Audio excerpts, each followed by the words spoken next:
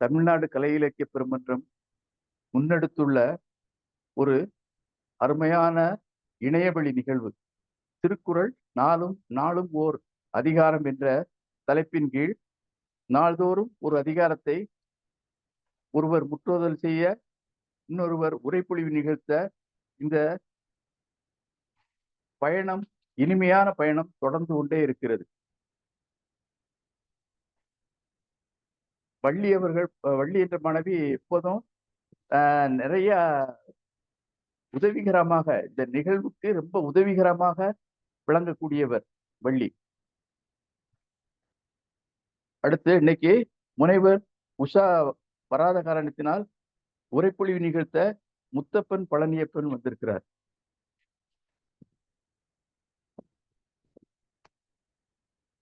ஒரு பேராசிரியர் தான். அவர் அப்புறம் பொங்கல்லாம் வைக்கணும்.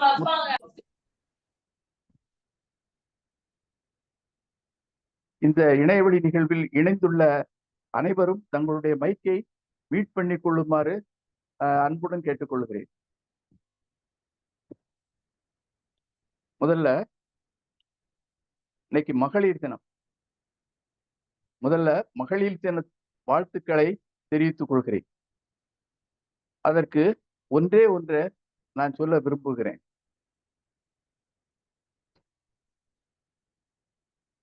மகன் தந்தை காற்றும் உதவி, இவன் தந்தை எண்ணோற்றான் கொல்லெனும் சொல். இந்த பிள்ளைய பெறுறதுக்கு இந்த பிள்ளையோட அப்பா என்ன தவம் செய்தாரோ அப்படின்னு திருவள்ளுவர் குறிப்பிட்டிருக்கிறார். என்ன பொறுத்தளவுல ஒரு சிறந்த குழந்தையை பெறுவதற்கு தாய் தான் தவம் செய்திருக்கிறாள். அந்த தவம் என்னன்னு சொல்றேன். 10 மாத காலம் அந்த குழந்தையை சுமந்து தவம் இருப்பவள் தாய் தான்.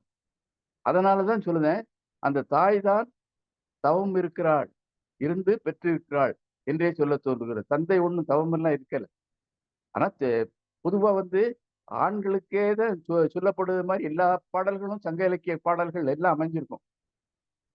இது ஆனா நம்ம பெண்களுக்கே உரித்தான பாடல் என்று கொள்ளலாம். அடுத்து முத்தப்பனார் பழனியப்பன். முத்தப்பனாருங்கிறது நானும் கணேசர் சொந்த கல்லூரியில படிச்சு வந்தேன். 72 to 76, 72 முதல் 76 வரை. ரொம்ப மிகவும் புகழ்பெற்ற கல்லூரி, சிறந்த கல்லூரி. 6 கல்லூரிகளில் அதுவும் ஒன்று. அதுல நான் முடிச்சு வெளிவர்ற சமயத்துல இந்த முத்தப்பனார் வந்தார். அந்த முத்தப்பனார் மகன் தான் இன்னைக்கு நம்முடைய உரைப்பொழிவு நிகழ்த்த இருக்கிறார், பழனியப்பன். முத்தப்பனார் வழங்கியுள்ள ஒரு முத்து பழனியப்பன் என்றே கொள்ளலாம் என்று கருதுகிறேன். இந்த நிகழ்வு இனிதே சிறக்க எல்லோரும் ஒத்துழைக்குமாறு கேட்டுக்கொண்டு, முதல்ல 101வது அதிகாரம் நன்றியில் செல்வம் என்ற அதிகாரத்தை முற்றோதல் செய்ய வருமாறு வள்ளி என்ற மாணவியை அன்போடு அழைக்கிறேன். வாங்கம்மா, முற்றோதல் செய்ய. அனைவருக்கும் இரவு வணக்கம். அனைவருக்கும் மகளிர் தின நல்வாழ்த்துக்கள் ஐயா. 101வது அதிகாரம் நன்றி செல்வம். வைத்தான் வாய் சான்ற பெரும்பொருள் அஃதுண்ணான் செத்தான் செயக்கிடந்தில் பொருளானாம் எல்லாம் என்று ஈயாது இவரும் மருளானாம் மானப்பிறப்பு. ஈட்டம் இவரி இசை வேண்டாம் ஆடவர் தோற்றம் இழக்கும் பொறை எச்சம் என்று என்னென்னும் கொள்ளோ ஒருவரால் நச்சப்படாதவன். கொடுப்பதும் துய்ப்பதும் இல்லார்க்கு அடுக்கிய கோடி உண்டாயினும் இல் ஏதம் பெருஞ்செல்வம் தான் துவான் தக்காருக்கு ஒன்று ஈதல் இயல்பில்லாதவன். அற்றார்க்கு ஒன்று ஆற்றாதான் செல்வம் மிக நலம் பெற்றால் தமியல் மூத்தற்று. நச்சப்படாதவன் செல்வம் நடுவூருள் நச்சு மரம் பழுத்தற்று. அன்பு ஓரி கண் தெற்ற அறம் நோக்காது ஈட்டிய ஒன்பொருள் கொள்வார் பிறர். சீருடை செல்வர் சிறுதுணி மாறி வரம் கூர்ந்து அணையது உடைத்து. நன்றி ஐயா. நன்றி அம்மா, அருமையாக முற்றுதல் செய்தீர்கள். உங்களுக்கு தமிழ்நாடு கலை இலக்கிய பெருமன்றம் நெஞ்சார்ந்த நன்றிகளையும் பாராட்டுகளையும் வாழ்த்துக்களையும் தெரிவித்துக் கொள்கிறது. அடுத்து நன்றி ஐயா. முத்தப்பன் பழனியப்பன் அவர்கள் இந்த அதிகாரத்திற்கு உரைப்பொழிவு நிகழ்த்த வருமாறு அன்போடு அழைக்கிறேன். வாங்க ஐயா. வணக்கம். முதல்ல உங்களை பற்றி கொஞ்சம் சொல்லிக்கோங்க. குறிப்புகள் ஒன்றும் பேராசிரியர் குடுக்கலம் கருமுருகன் முன்னாடி வந்திருக்கீங்க, என்ன தெரியும். இருந்தாலும் முக்கியமா குறிப்புகளை நீங்க சொன்னால் எல்லோரும் தெரிந்து கொள்வார்கள். வணக்கம். 101வது நன்றியில் செல்வம். அந்த நன்றியில் செல்வத்தை பற்றி இன்றைக்கு சிந்திப்பதற்கான வாய்ப்பு கிடைத்ததுக்கு முதலில் மகிழ்ச்சி கொள்கிறேன். குறிப்பாக பல நிலைகளில் தொடர் நிகழ்வுகள் நிகழ்த்தப்படுவதற்கு அடுத்தடுத்து ஆட்களும் தேவைப்படும், அடுத்தடுத்த பங்கு நேர உதவியாளர்களும் தேவை. அதுபோல இன்றைக்கு ஒருங்கிணைப்பாளர்களாக ஐயா வந்ததற்கு மிக்க நன்றி. நண்பர் முருகனோடு நான் இணைந்திருந்த ஒரு நேரத்தில் தான் இந்த அவசர அழைப்பு வந்தது. உடனடியாக இல்லம் திரும்பி திருக்குறளை நேசிப்பதற்கான ஒரு வாய்ப்பு கிடைத்தது. மிக்க மகிழ்ச்சி. குறிப்பாக கலை இலக்கிய பெருமன்றத்துடைய மிகப்பெரிய ஒரு வாய்ப்பு, மிகப்பெரிய ஒரு நல்ல செயல். இந்த தொடர் முற்றோதலும் அந்த அறிஞர்களுடைய பேசுவதும் முக்கியமான விஷயம். இதில் இன்றைக்கு கூடுதல் 101வது நிகழ்ச்சி. 101வது நிகழ்ச்சி திருவள்ளுவருக்கு பெருமை சேர்க்கிறதோ இல்லையோ, இதை 101 நாட்களாக நடத்தி கொண்டிருக்கிற பெருமக்களுக்கும் அதை உரையாற்றும் மக்களுக்கும் இந்த தொடர் போல மிக சிறப்பாக இதை முற்றோதல் செய்து கொண்டிருக்கிற நம்முடைய இளைய பெருமக்களுக்கும் நம்முடைய வாழ்த்துக்களை தெரிவித்துக் கொள்கிறோம். குறிப்பாக பற்றி ஒரு சங்கத்தோடு இதை தொடங்குவது நல்ல விஷயம். ஏனென்றால் நன்றியில் செல்வம், அழகான தலைப்பு. நன்றி என்கிற ஒன்றே ஒரு மிக அற்புதமான ஒரு தலைப்பு. ஆகவே என்னை இந்த நிலைக்கு ஆளாக்கியவர்களை நன்றியோடு நினைவு பார்த்து, அதே நேரத்தில் என்னை பற்றியும் சில செய்திகளை உங்களோடு பகிர்ந்து கொள்வதற்கான வாய்ப்பை ஒரு 2 மணித்துறை எடுத்துக் கொள்கிறேன். பேராசிரியர் பழனி காரைக்குடியில் இருக்கிறேன். தினமும் திருவாடானை சென்று அங்கு இருக்கிற அரசு கல்லூரியில் ஓரளவிற்கு ஆசிரியர்கள் இருக்கிற அந்த பட்சத்தில் ஒரு 3 ஆசிரியர்கள் மட்டும்தான் பணியாளர்களாக, நிரந்தர பணியாளர்களாக இருக்கிறோம். ஆகவே பொறுப்பு சுகம் என்று சொன்னாலும் கூட அதையும் சிறப்பாக செய்து கொண்டிருக்கிற ஒரு நல்ல வேலை. ராமேஸ்வரத்துக்கு அருகில் இருக்கிற ஒரு ஊர் அது. சம்பந்தரால் அருணகிரிநாதர் பாடப்பெற்ற ஒரு தலம். இது என்னுடைய பணியாற்றுகிற இடம் பற்றி நான் இடம் அவர்கள் குறிப்பிட்டது போல் தமிழ் படித்த இடம் மேலைச்சோவரி என்று சொல்லுகிற அந்த அரசு கல்லூரியில், கணேசர் சின்னவர் கல்லூரியில் நான் பணியாற்றி படித்தேன். என்னுடைய தந்தையாரிடத்திலேயே படிக்க வேண்டிய ஒரு வாய்ப்பும், தந்தையாரிடத்தோடு அவரோடு குடும்பத்தோடு இருந்து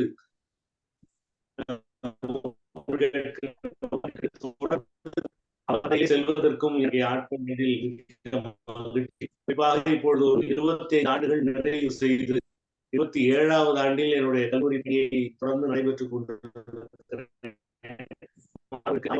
என்னால் முடிந்த அளவுக்கு ஒரு செயல்பாட்டாளராக இருந்து கொண்டு 15 நூல்களை எழுதியிருக்கிறேன். இணைய தமிழும் ஓரளவுக்கு இணைவதற்கான வாய்ப்பு கிடைத்திருக்கிறது. ஆக இந்த அளவில் என்னுடைய சில செய்திகளை உங்களோடு பகிர்ந்து கொண்டு இன்றைக்கு ஒரு நல்ல தலைப்பில் திருவள்ளுவரோடு நாம் கைகோர்ப்பதற்கான வாய்ப்பு அமைந்திருக்கிறது. நன்றியில் செல்வம் ஒரு முரண்பாடான ஒரு தலைப்பு. நன்றி இல்லாத செல்வம். ஏனால் பிரித்தால் தான் நமக்கு தமிழ் புலப்படும். நன்றி இல்லாத செல்வத்துக்கு எப்படி நன்றி இருக்க முடியும்?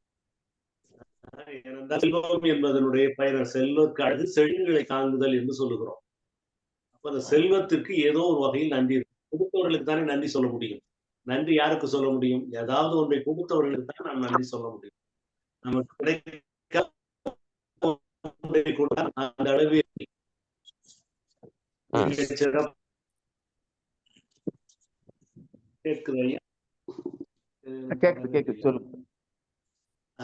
ஆகவே இந்த கொடுக்கிற பொருள் என்பது மையமாகும்.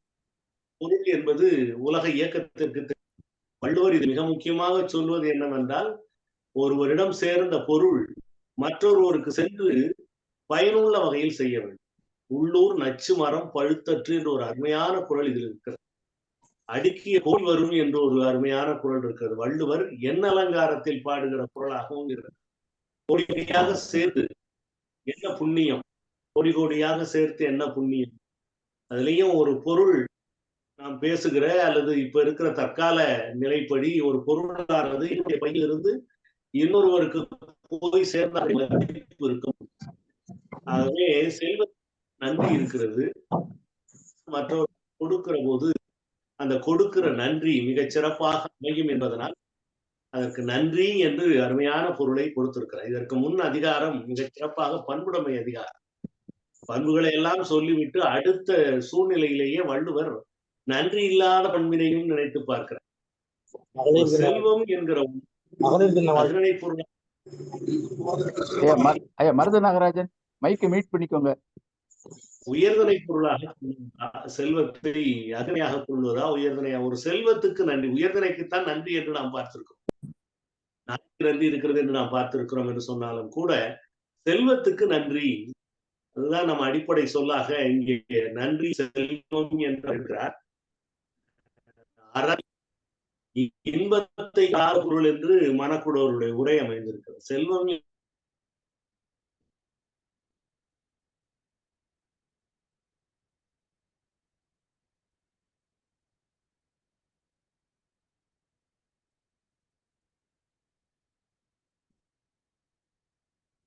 சரி, நீங்க பேசுறது கேட்கல. குரல்களில் அவருடைய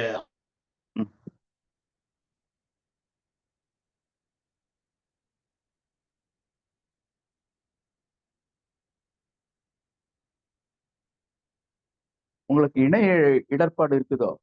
விட்டு விட்டு கேக்குது கொஞ்சம். ஐயா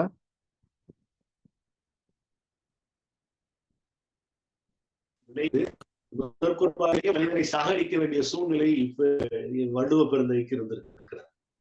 குரல் விட்டு விட்டு வருகிறதுன்றாங்க. நான் வீடியோ கட் பண்ணிக்கிறேன். காணொலியை கட் பண்ணிட்டு நான் பேச முடியுமான்னு பாக்குறேன். ஏன்னா குரல் விட்டு விட்டு வருகிறது என்கிற ஒரு ஒளி இருக்கிறது. நல்லா இருக்கு. சரி, நன்றி, மகிழ்ச்சி.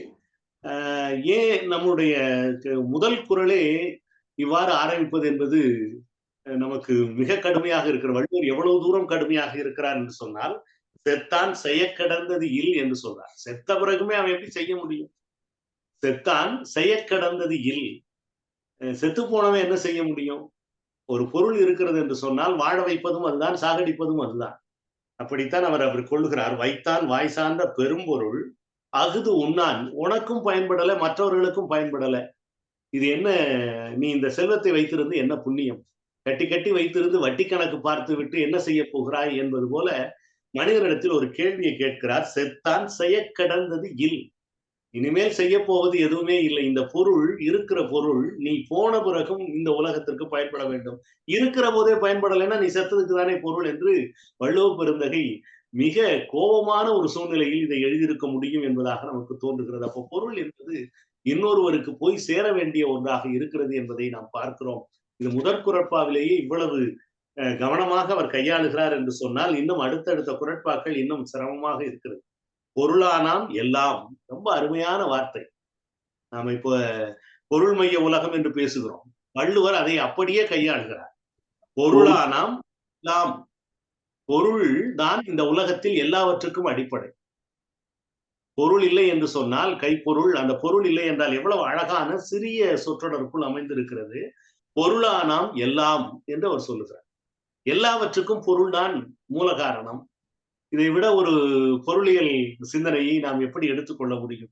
பொருளானாம் எல்லாம் என்று உனக்கு தெரியுது இல்ல, பொருள் தான் எல்லாம் உன் மனிதனுக்கு தெரிகிறது, மனிதனுக்கு தெரிகிறது என்று அது கொட்டேஷன்ல போட்டுக்கணும். வள்ளுவர் உரையாடல் எல்லாம் நிறைய செய்திகள் சொல்ல மாட்டார். கேள்வி பதில் சில நேரங்கள்ல வரும். ஆனால் இங்க உரையாடுகிறார். ஒரு தனி மனிதனை பார்த்து, நேராக இருக்கிற மனிதனை பார்த்து, பொருளானாம் எல்லாம் என்று, பொருள்தான் எல்லாம் என்று உனக்கு தெரிகிறது அல்லவா மனிதனே, ஈயாது இவரும் மருளானாம் பிறப்பு. அப்படி தெரிந்த போதும் அந்த பொருளை மற்றவர்களுக்கு கொடுக்காமல் நீ இருப்பதால் என்ன பிறவி தெரியுமா உனக்கு வரும்? எதிர்காலத்துல நீ என்ன பிறவியில பிறப்பேன்னு எனக்கே மயக்கமா இருக்குங்கிற. இப்ப இம்மையிலும் பொருள் பயன்படவில்லை என்பது முதல் குறள். இனிமேல் உனக்கு அடுத்த மறுமையிலும் பயனில்லை. நீ மறுமையை நம்பினாலும் நம்பாவிட்டாலும் பொருளால் ஒன்று தரப்படவில்லை என்றால் எப்படி பாருங்க, வாழ்கிற வாழ்க்கைக்கு பின் வாழ்க்கை, முன் வாழ்க்கை, எதிர்கால வாழ்க்கை எல்லாவற்றையும் வள்ளுவ பெருந்தகை இதற்குள் சொல்லுகிறார். முழுவதும் வள்ளுவனுடைய குரல் என்ன என்று இங்கே ஒலிக்கிறது என்று சொன்னால், அவருடைய அழுத்தமான குரல் ஒலிக்கிறது என்று சொன்னால், உன்னுடைய இடத்தில் சேருகிற பொருள் இருக்கிறதே அதை நீ மற்றவர்களுக்கு தர வேண்டும்.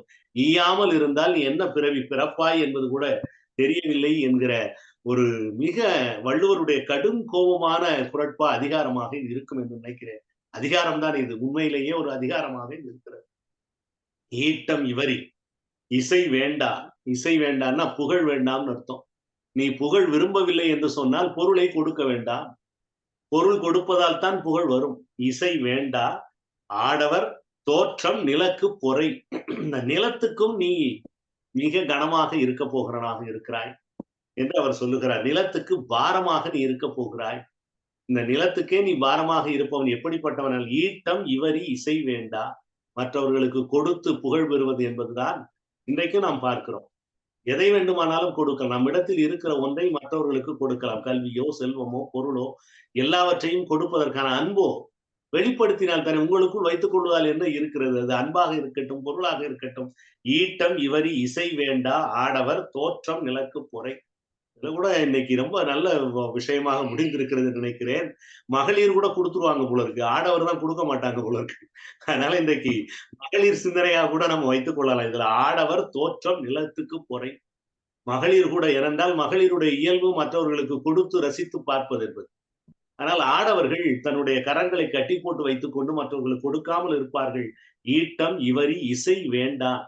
உனக்கு புகழ் வேண்டாம் என்று நினைத்தால் நீ மற்றவர்களுக்கு பொருள் கொடுக்க வேண்டாம். நீ நிலத்துக்கும் பொறையாக, நிலத்துக்கும் எடையாக இருப்பாய் என்று அவர் சொல்லுகிறார். போல நல்ல குரட்பாக்கள். இந்த குரட்பாக்கள்ல கடுமையான சொற்கள் பிரயோகம் செய்யப்பட்டிருக்கிறது. வேற எந்த அதிகாரத்திலும் இவ்வளவு கடுமையை வள்ளுவன் சொன்னானா என்பது ஆச்சரியப்பட வேண்டிய விஷயம். எச்சம் என்று என் என்னும் கொல்லோ ஒருவரால் நச்சப்படாதவர். நச்சப்படாதவன்கிற வார்த்தைக்கு ரொம்ப அழகாக நாம் பொருள் சொல்ல வேண்டுமானால், ஒருவரை பல முறை கேட்கலாம். பல முறை கேட்டாலும் கூட அது ஒரு நச்சு, அவரிடம் இருந்து பொருள் பெறுவதற்காக அதைத்தான் நச்சு என்று சொல்லுங்க. நச்சப்படாதவன். ஒரு சொல்றாங்க, எச்சம் என்று என் என்னும் கொல். இதுலயும் கேள்வி கேட்கிறாரு. எச்சம்னா என்னன்னு தெரியுமா உனக்கு? நீ வாழ்ந்ததற்கு, நீ வாழ்ந்து முடிந்ததற்கு பின்னால் ஏதேனும் எச்சம் இருக்குமா? நீ வாழ்ந்ததற்கான எச்சம் என்ன இருக்கிறது? இன்றைக்கு நாம் பெருந்தலைவர் காமராசரை பார்க்கிறோம். அவர் வாழ்ந்ததற்கான அடையாளம் என்ன என்றால் பாலங்கள் என்று தமிழ்நாட்டில் காட்டுது. ஒருவர் இறந்து போனார், அவருடைய எச்சங்கள் என்ன என்று கேட்டால், அவர் செய்துவிட்டு போன அறச்செயல்களும், செய்துவிட்டு போன நல்ல காரியங்களும், நல்ல காரியங்களுக்கு பொருள் கொடுத்ததும் இருக்கிறது. நிறைய பார்க்கிறோம். இன்றைக்கு பொருள் கொடுத்து விட்டு 10 நாட்களில் திருவிழா நடக்க இருக்கிறது. 10 நாளில் திருவிழா நடக்கிறது. ஆனால் 8வது நாள் இவர் இல்லாமல் போகிறார். அவர் கொடுத்த பொருள் வாழ்கிறது. அப்போ என்ன ஆகிறது? வள்ளுவன் தான் எச்சம் என்று என் எண்ணும். இது ஏறக்குறைய உரையாடல் போல ஒவ்வொரு குரட்பாவையும் அடைக்கிற மனிதனே, நீ வாழ்ந்ததற்கான மிச்சம் ஏதாவது இருக்கும் என்று நினைத்தால், அந்த எச்சம் என்று நினைத்தால், ஒருவரால் நச்சப்படாதவன் என்னும் கொல்லோ ஒருவரால் நச்சப்படாதவன். தான் இறந்த பிறகு ஏதாவது எஞ்சி நிற்க வேண்டும் என்று நினைக்கக்கூடியவன் செல்வத்தை மற்றவர்களுக்கு கொடுப்பான். அப்படி கொடுக்காதவன், நச்சப்படாதவன், முரண்பாட்டாலேயே எதிர்மறை பொருள்களாகவே நிறைந்திருக்கு. அப்படி கொடுக்காதவன் உலகத்தில் எச்சத்தை எதிர்பார்க்க முடியாது. அவனும் இருந்தான், சென்றான், அவனை பற்றிய எச்சங்கள் எதுவுமே இருக்காது என்று வள்ளுவ பெருந்தகை மிக கவனமாக எச்சம், இவர்கள் இது போன்ற கடுமையான சொற்களை பயன்படுத்துகிறார்.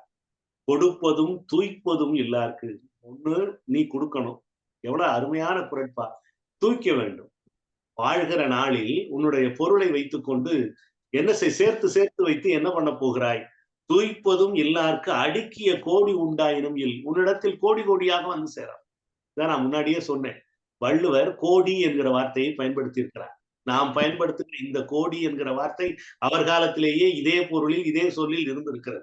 அடுக்கிய கோடி என்கிற கோடி கோடியாக, எத்தனை கோடி நீ வச்சிருந்தாலும் கூட கோடி கோடியாக நீ பணம் சேராமல் இருக்காது. ஏனென்றால் நீ உன் வயிற்றை கட்டி, வாயை கட்டி, எல்லாவற்றையும் வைத்துக்கோ. கொடுப்பதும் தூய்ப்பதும். அதனால் என்ன பயன்? மற்றவர்களுக்கு கொடுக்க வேண்டும், அல்லது நீயாவது தூய்க்க வேண்டும். தூய்க்காமல் இருக்கிறாய் என்று சொன்னால் அடுக்கிய கோடி உண்டாகினும் இல்லை என்பதுதான் பொருள். நீ வைத்துக்கொள், எவ்வளவு கோடி வேணா வச்சுக்க, அதனால என்ன பொருள்? அது பேசாம வீட்டில் தூங்கி கொண்டு இருக்கிறது என்று வள்ளுவ பெருந்தகை ரொம்ப அழகான வார்த்தை. கொடுப்பதும் தூய்ப்பதும் இல்லார்க்கு. துய்த்தல் என்பது மிக அழகான தமிழ்ச்சொல். ஏதம் பெரும் செல்வம் தான் துவான் தக்கார்க்கு ஒன்று ஈதல் இயல்பலாதான். ஈதல் இயல்பா. மனிதனுக்கு எது இயல்பு? ஈதல் இயல்பு. நீங்கள் கொடுக்கக்கூடியவனாக நாம் ஏன்னா தமிழ்ல 2, 3 சொற்கள் உண்டு. ஈ தா கொடு என்று தொல்காப்பியம் மிக அழகாக 3 சொற்களை சொல்கிறது. ஈ தா கொடு. ஈந்தான் என்றால் பெரிய ஒருவர், அதாவது ரொம்ப செல்வமா இருக்கிறவர் மற்றவருக்கு பொருளை ஈந்தான். பாரி கொடிக்கு, முல்லை கொடிக்கு தேர் ஈந்தான். இது சரி. அப்போ கொடுக்கிறவருடைய கரம் உயர்ந்து நிற்கிறது, பெறுவருடைய கரம் தாழ்ந்து நிற்கிறது. கரங்களை வைத்துக் கொண்டே நீங்கள் பேசிவிடலாம் மனித சமுதாயத்தை. 2 பக்கத்தில் நண்பர்களாக இருக்கிறார்கள், இருவரும் சமமாக கொடுத்து வாங்கக்கூடிய அளவில் இருந்தால் தந்தான் தா என்பது ஈ தா. 3வது என்ன? கொடு. கொடு என்பது எப்படி இருக்கிறது? வாங்குபவனுடைய கை மேல இருக்கும், கொடுப்பவனுடைய கை கீழே இருக்கும். பழத்தை நாம் எடுத்துக்கொள்வது போல, பழத்தை அவன் கொடுப்பது போல. அப்ப அந்த கரங்களை வைத்துக் கொண்டே கூட தமிழ் மரபுகள் ஈ தா கொடு என்கிற அந்த 3. அப்ப நீ கொடுக்கவே மாட்டேன் என்று ஈர்ங்கை விதிரார் என்று நாம் சொல்லுகிறோம். இப்ப சாப்பிட்ட கையினுடைய எச்சில் கூட காக்கைக்கு போய்விடும் என்று ஈர்ங்கை விதிரார்.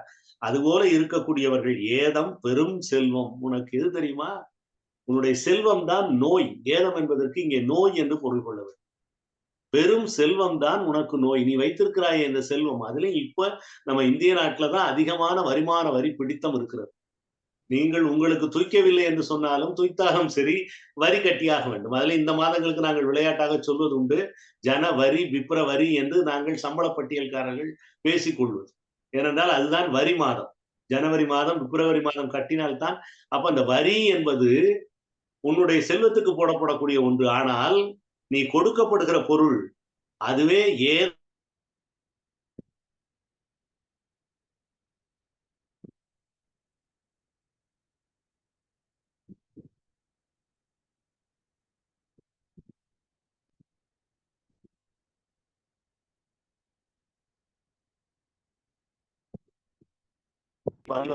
மாறிவிடும். தான் துவான்.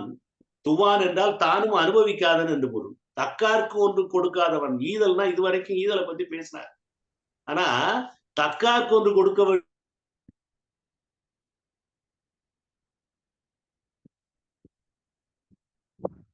மிக குறிப்பாக இந்த குறட்பாவில் சொல்லியிருக்கிறார். மற்றவர்கள் கொடுக்க வேண்டும் என்று சொல்லி பார்க்கிறார். அற்றார்க்கு ஒன்று ஆற்றாதான் செல்வம் மிக நலம் பெற்றாள் தமிழ் மூத்தற்று என்று ஒரு குறிப்பை, புராண குறிப்பை கூட அவர் கொண்டு வந்து இங்கே அவர் அழகாக சொல்லுகிறார். ஒரு நல்ல செய்தி, நல்ல ஓமை. இது போல ஒரு ஓமை வள்ளுவத்தில் கிடைப்பது அரிது. இதுல வரும் நம்முடைய மறுகிற மற்றொரு பெண்ணை மறுகிற போது செத்த ஏதில் பிணம் தழியிற்று என்று ஒரு ஓமை வரும். அதுபோல இதுல ஒரு அருமையான ஓமை. நலம் பெற்றாள், நலம் பெற்றாள் தமிழ் மூத்தற்று. நலமாக அழகாக உடைய ஒரு பெண்மணி, ஒரு பெண் தன்னுடைய கன்னித்தன்மையின் போது, கன்னிகாலத்தின் போது திருமணம் செய்து கொள்ள வேண்டும். அப்படி திருமணம் செய்து கொள்ளாமல் இருக்கிற ஒரு பெண் கடைசி வரை தன்னுடைய வயது மூப்பின் காரணமாக திருமணமே செய்து கொள்ளாமல் நின்றால் அந்த பெண்ணுக்கான வாய்ப்பு அல்லது பெண்ணுக்கான வாழ்க்கை எப்படி பயனற்று போய்விடுமோ அதுபோல பயனற்று போய்விடுவாங்க. ஒன்றும் இல்லை, வயசு அதிகமாச்சுன்னா பொண்ணுக்கு கல்யாணமாகவும் இருக்குது, வயசு அதிகமாகி போய்விட்டது என்றால் அவள் மூத்தவளாகவே இருக்கிற சூழல் எவ்வளவு கொடுமையானது என்று வள்ளுவர் பேசுகிறார். வள்ளுவர் பேசுகிற மகளிருக்கான செய்தியாக கூட நாம் இதை வைத்துக் கொள்ளலாம். மிக நலம் பெற்றாள், சாதாரண அழகானவ, தமிழ் தனியாக இருக்கிறாள், மூத்தற்று, அவளுடைய வயது மூத்த போனால் எப்படி அவளுடைய அழகு, இன்பம் அல்லது வாழ்க்கை மற்றவர்களுக்கு பயன்படாமல் போகிறதோ, அல்லது அந்த கணவருக்கு பயன்படாமல் போகிறதோ, அல்லது துணைக்கு பயன்படாமல் போகிறதோ. அற்றார்க்கு ஒன்று ஆற்றாதான் செல்வம். அப்படிப்பட்டதுதான் இந்த செல்வம். அப்ப செல்வம் என்பது மற்றவர்களுக்கு கொடுத்து மகிழத்தானே தவிர அற்றார்க்கு அன்று, நல்லவர்களுக்கு, அதாவது வறியவர்களுக்கு, தன்னால் இடையாளர்கள் அற்றார்க்கு அன்று ஆற்றாதான் செல்வம். அவர்களுக்கு கொடுக்காதவனுடைய செல்வம் எப்படி என்றால், நல்ல இளமை வாய்ந்த ஒரு பெண்மணி திருமணமே செய்து கொள்ளாமல் கடைசி நாள் வரை தான் தனியாகவே காலம் நடத்தினால் எப்படி இருக்குமோ அப்படி இருக்கும் என்று சொல்லு. அடுத்த ஓமை இன்னும் அழகான ஓமை. நச்சப்படாதன் செல்வம் நடுவூரில் நச்சு மரம் பழுத்தற்று. நட்ட நடு ஊர்ல நல்ல மரங்கள் இருந்தால் அது பழுத்து காய்த்து தொங்குவது எல்லோருக்கும் பயன்படும். அதுபோல ஒரு அருமையான குறட்பா கூட, நடுவூரில் நல்ல மரம் பழுத்தற்று என்று அழகாக வள்ளுவர் பேசியிருக்கிறார். அதற்கு முரணாக இங்கே எதிர்த்தாற்போல் ஒரு ஓமையை வைக்கிறார். நச்சு மரம் பழுத்தற்று. நடுவூரில் நச்சு மரம் பழுத்தற்று.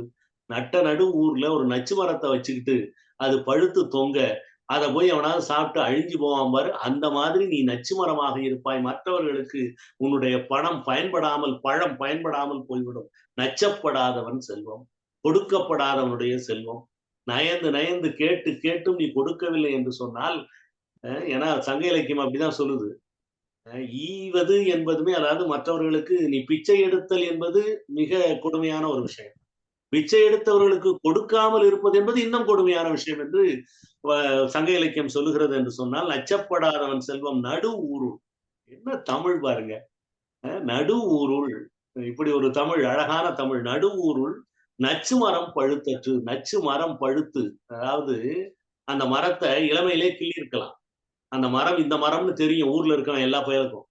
ஆனா இந்த மரத்தை கிள்ளவும் இல்லை, அது வளருது, மரமாக வளர்ந்து பழம் தருகிற அளவுக்கு அந்த ஊரில் ஒருவன் இருக்கிறார் என்றால். நான் காலையில ஒரு சாலை கடக்கிறேன். அப்படி சாலை கடக்கிற போது ஒரு தானி, ஒரு ஆட்டோ நிற்கிறது ஒரு ஊரினுடைய பக்கத்தில். அந்த சாலை சென்று கொண்டு இருக்கிற அந்த ஊருக்கு கிளைச்சாலை பிரிந்து போகிறது. எனக்கு ஒரு சிந்தனை, இவ்வளவு பேர் இந்த ஊர்ல இருக்கிறாங்களே, ஒரு மரம் கூட இங்கே வைக்கவில்லையா? ஒரு மரம் இருந்தால் இங்கே நிற்கலாம் அல்லவா இந்த இடத்தில், ஏன் மரம் கூட வைக்கவில்லை என்ற ஒரு சிந்தனை வந்தது. இப்ப மரம் வைக்க வேண்டும், அது தண்ணீர் ஊற்ற வேண்டும், இவ்வளவு. இப்போ இந்த நடு ஊர்ல நச்சு மரம் பழுத்ததை பார்த்து கொண்டே இருந்திருக்கிறார். அப்படிப்பட்ட ஒரு சோகம் எங்கே நடக்கிறது என்றால், நச்சப்படாதனுடைய செல்வத்தில் இருக்கிறது. மிக கடுமையான ஓமைகளையும் மிக கடுமையான சொற்களையும் வள்ளுவர் பிரயோகித்திருக்கிற ஒரு அதிகாரமாக இதை நாம் பார்க்கலாம். அன்பு ஒருகி தன் செற்று அறம் நோக்காது ஈட்டிய ஒன்பொருள் கொள்வார் பிறர். போதுமே, கடைசி வரியிலே முடிஞ்சு போச்சுங்க. ஒன்பொருள் கொள்வார் பிறர். இதற்கு எத்தனை அரசியல்வாதிகளை நாம் சொல்லலாம்.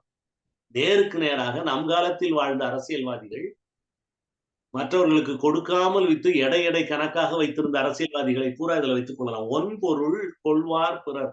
உன்னுடைய பொருளை பிறர் கொண்டு போய் விடுவார்கள்.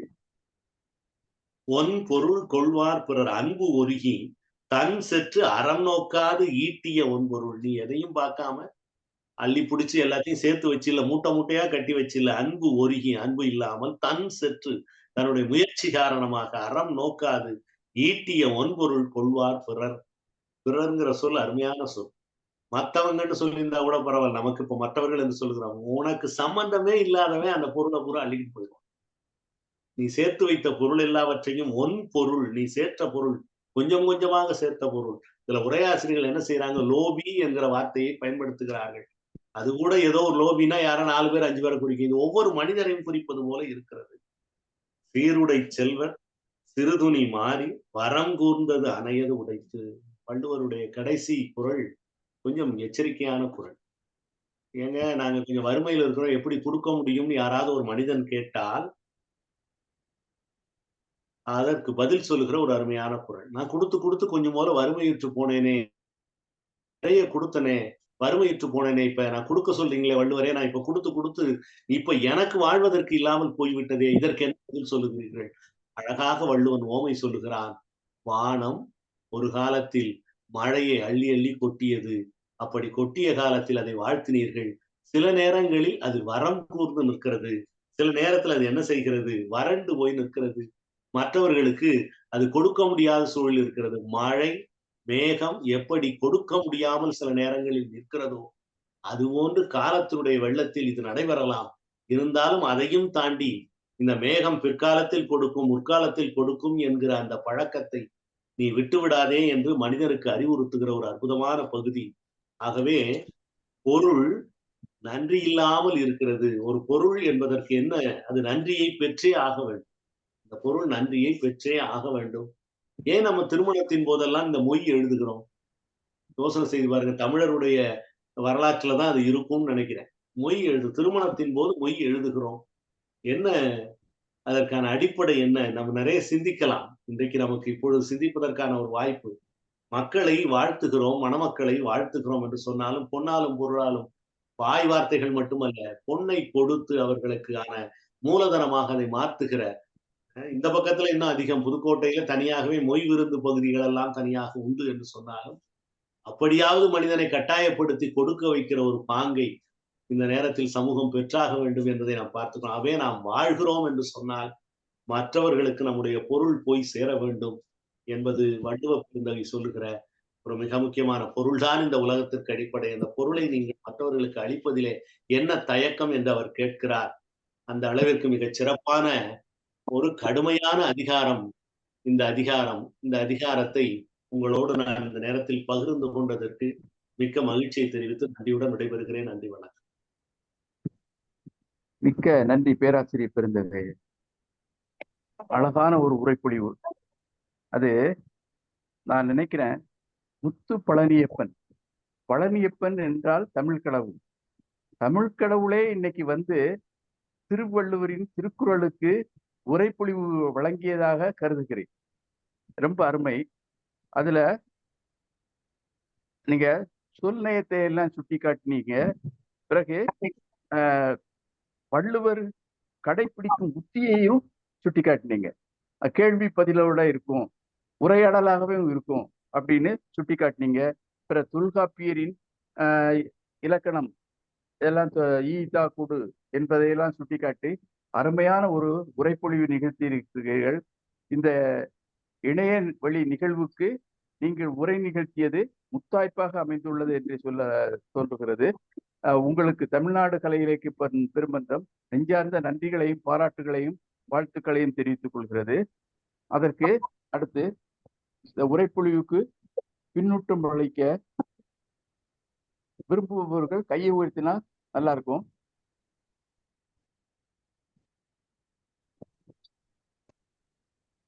இன்னைக்கு மேனாள் பொதுச் செயலாளர் வரல, அதனால கையை உயர்த்திருக்கிற பாலாஜி வாங்க, பின்னூட்டம் அளிக்க வாங்க.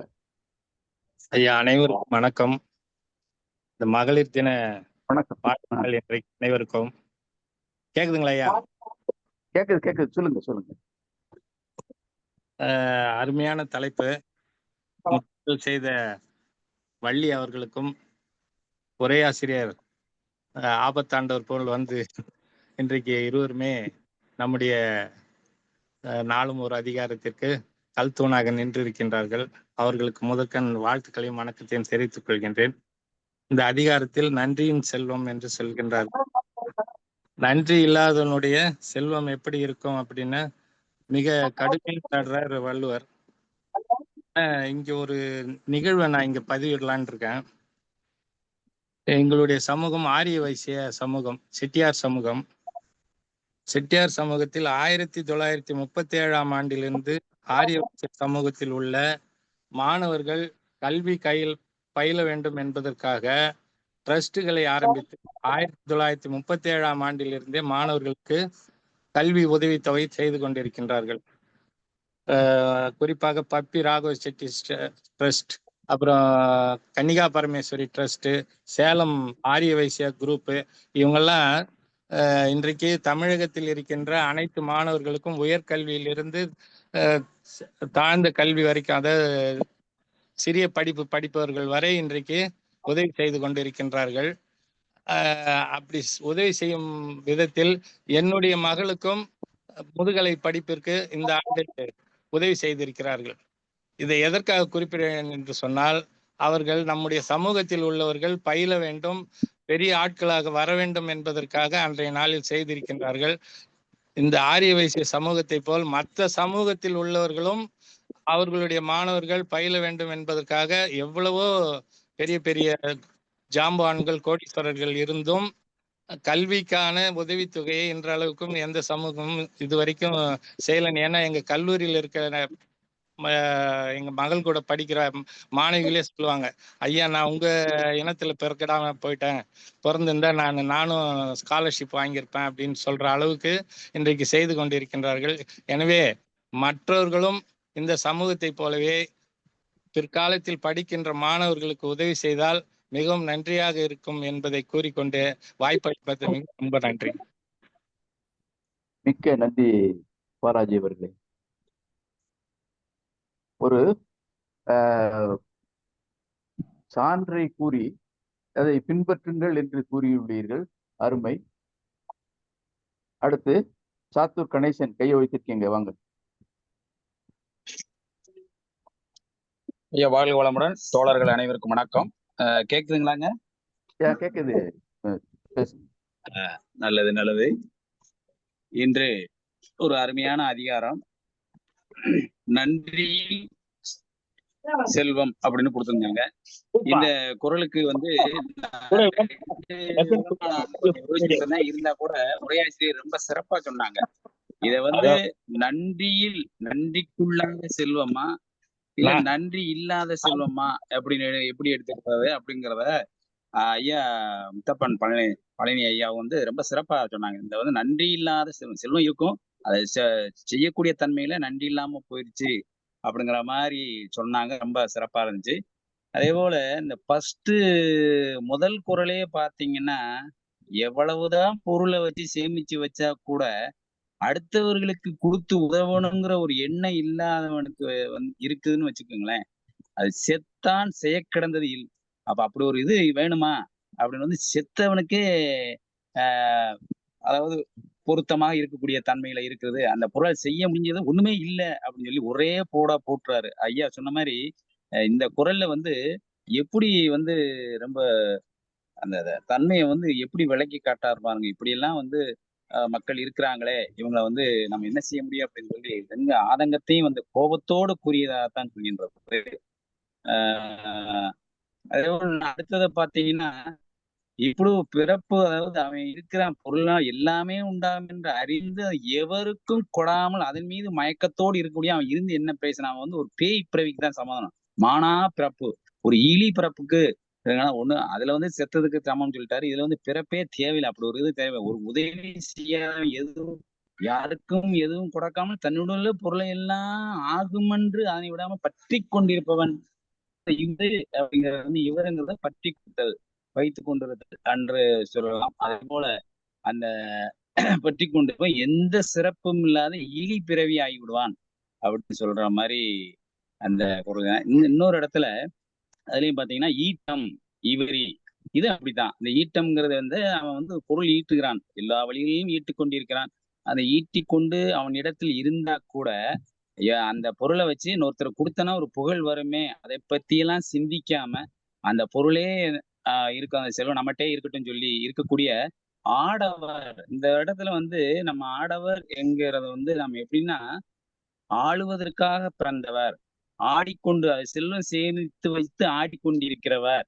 அதாவது ஆடவர்ங்கிறது நம்ம ஆண்களை குறிக்காத ஒரு சொல்லாதான் வந்து உரையாசிரியர் பெரும்பாலும் குறிச்சிருக்காங்க.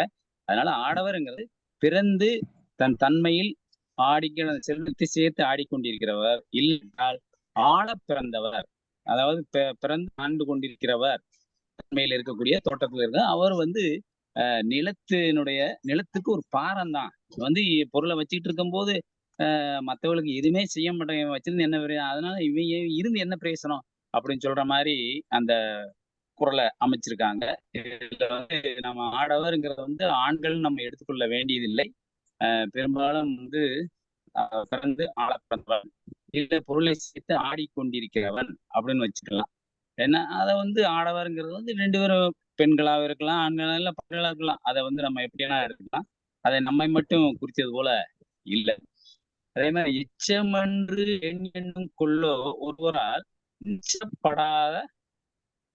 நச்சப்படாதவன் அப்படின்னு வருது. இதுல வந்து இந்த நச்சப்படாதவன் அப்படின்னு சொல்றது வந்து எப்படின்னா, பிறருக்கு ஏதும் வாங்காமல் விருப்பப்படாத தன்மையில போற மாதிரி சொல்றாங்க. யாரும் விருப்பப்படாத ஒருவன் தன் மரணத்திற்கு பிறகு எஞ்சி நிற்க போவது என்ன நினைக்க முடியும்? அப்ப ஒண்ணுமே கொடுக்கல, மரணத்துக்கு பிறகு அவன் எஞ்சி இருக்கிறது என்ன இருக்கா?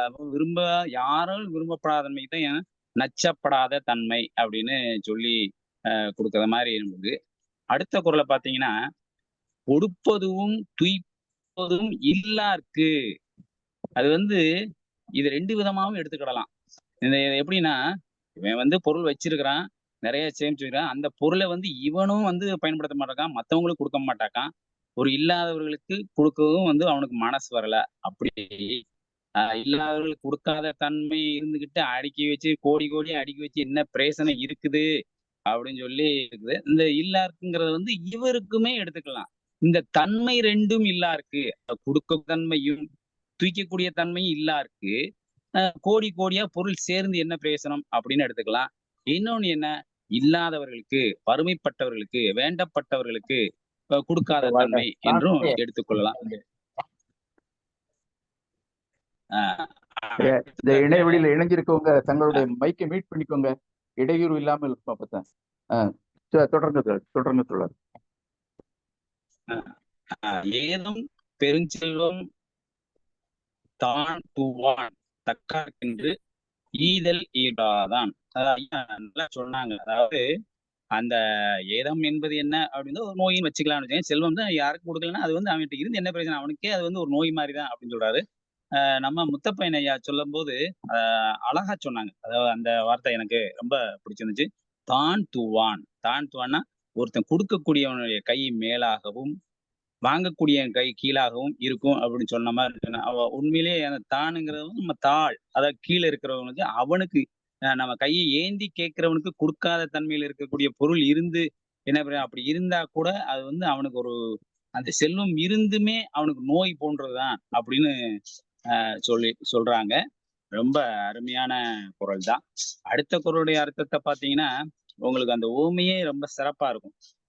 அற்றார்கொன்று ஆற்றாதான் செல்வம் மிக நலம் பெற்றால் தமிழ் மூத்தற்று. பாருங்களேன், அதாவது பொருள் இல்லாத வறியவருக்கு ஒரு பொருள் கொடுத்து உதவானுடைய செல்வம் அழகுமிக்க ஒரு பெண் திருமணம் முடிக்காமல் தனியாக வாழ்ந்து முதுமை அடைவதற்கு சமமானது. எவ்வளவு ஒரு அருமையான ஓமையாக அந்த கொடுத்தல் உடைய அந்த செல்வத்தினுடைய வச்சிருக்கிறவங்க வந்து கொடுக்காத தன்மையை வந்து எப்படி சிறப்பா ஒரு ஓமையோட காட்டாருங்க. அருமையான உதாரணமாக அது. இந்த இதுலதான் எனக்கு ஒரு சின்ன ஒரு சந்தேகம் வருது. எப்படின்னா, நச்சப்படாதவன் செல்வம் நடுவுருள் நச்சு மரம் பழுத்தற்று. இந்த நச்சு மரம் அப்படிங்கிறது என்ன அப்படின்னு சொன்னா, அது நடுவூர்ல நச்சு மரம் இருக்குன்னு சொல்றாங்க. அப்ப நச்சு மரம் என்றது நடு ஊருக்குள்ள இருக்கும் போது அது எல்லாருக்கும் தெரிந்ததுதான். அந்த நச்சு மரத்தை ஏன் வச்சிருக்கணும்? இல்ல சும்மா ஒரு ஓமைக்காக சொல்லியிருக்கிறாங்களா? அப்ப நச்சப்படாத விரும்பப்படாத வந்து பொருளை வச்சுக்கிட்டு அந்த நச்சு மரத்தை போல இருக்கிறான் அப்படின்னா, உண்மை நச்சு மரங்கிறது வந்து எது நச்சுன்னு நம்ம பார்த்திருக்கோம்னா அது நச்சு மரம் பழுக்குமா? அப்படி ஒரு பழங்கள் நம்மளுக்கு அந்த நச்சு மரம் அது எதாவது பழம் பழுக்குங்கிறது நம்மளுக்கு தெரியல. இன்னொன்னு, நடு ஊர்ல இருக்கும்போது எல்லாருக்கும் தெரியத்தான் செய்யுது, நச்சுன்னு தெரியுது. அந்த மரத்தை வைத்திருப்பானே வெட்டி போட்டுடலாம்ல அப்படின்னு சொல்லி நம்ம இப்ப நினைச்சுக்கிறோம். இது வந்து வள்ளுவர் வந்து ஓமைக்காக அதை எடுத்து சொல்வதற்காக சொல்லி இருக்கிற மாதிரி எனக்கு தோணுது. மற்றபடி இதுல ஒன்றும் பிரச்சனை இல்லை. அடுத்த இந்த ஒன்று அது ஒண்ணு அதிசயம். இன்னொரு குறள் வந்து சீருடை செல்வர் சிறுதுணி மாறி வரங்கூர்ந்தனையது உடைத்து.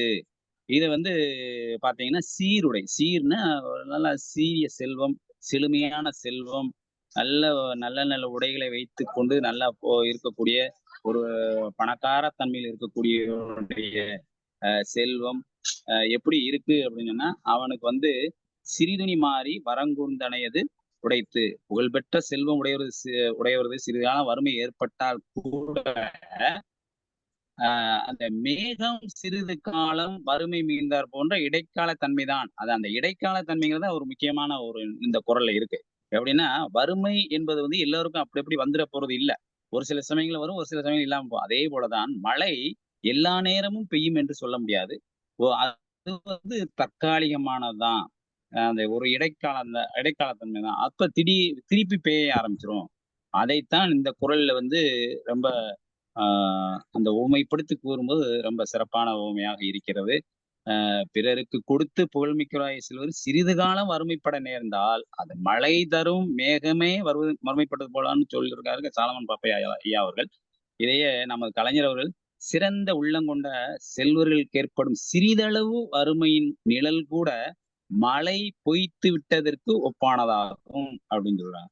அப்ப அவர் வந்து என்னன்னா, மழையே போச்சு அது அதனால போறோம். ஆனா இதை வந்து நம்ம இந்த குறளின்படி எடுக்க வேண்டும்னா, தற்காலிகம், இடைக்காலம், மறுபடி துளிக்கும். மழை பெய்யவில்லை அப்படின்னு சொன்னா கூட மறுபடியும் பெய்யும். அதே போலதான் ஒருத்தர்கிட்ட கொடுத்துக்கிட்டே இருக்கிறாரு, அவருக்கு கொடுக்கக்கூடிய பண்பு இருக்கிறது. கொடுக்கும்போது ஒரு சில காரணங்கள்ல வறுமை ஏற்பட்டு போடுறது. அந்த வறுமை வந்து தற்காலிகம் தான். ஏன்னா நல்ல பண்பு உடையவர் அவரு. அதனால திருப்பி வந்துரும் அப்படின்னு சொல்ற மாதிரி இந்த கோவை 10வது குறள் மிகவும் அருமையான ஒரு அதிகாரம். ஐயா முத்தப்பன் பழனி அவர்கள் ரொம்ப சிறப்பா நல்ல உதாரணத்தோடு அருமையான விளக்கங்கள் கொடுத்தார் தெளிவுரையை. சிறப்பு. வாழ்வளமுடன். வணக்கம், வாழ்த்துக்கள். மிக்க நன்றி சாத்தூர் சிங்கக்குட்டியே. நச்சப்படாதவன் செல்வம் நடுவூருள் நச்சு மரம் பழுத்தற்று அப்படின்னு சொன்னீங்க. கொஞ்சம் எப்படி இருக்கு அப்படின்னு. நச்சப்படாதவன் அப்படின்னா ஈகை குணம் இல்லாதவன், யாராலும் விருப்பப்பட மாட்டான், அவனை யாரும் விரும்ப மாட்டாங்க. அவன் அப்படிப்பட்டவன்கிட்ட இருக்கக்கூடிய செல்வமானது ஊரின் நடுவே நச்சு மரம் இருப்பது மாதிரி தான். அது யாருக்கும் பயன்படாது அப்படிங்கிறது. பிற சீருடை செல்வர். சீர்னா சிறப்பு, சீர்வரிசைன்னு சொல்றதுல சீர் உடைய, சிறப்பை உடைய. சிறப்பை உடையவங்க யாரு? பண்பாளர் அப்படின்னு பொருள் கொண்டு. பண்பாளர்களிடம் உள்ள செல்வமானது குறைஞ்சிடலாம்.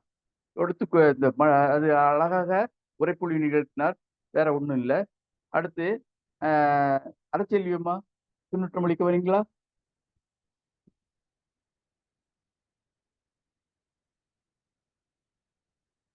அவங்க வரலன்னா ரேவதி டீச்சர் கையை வைத்திருக்கீங்க, வாங்க.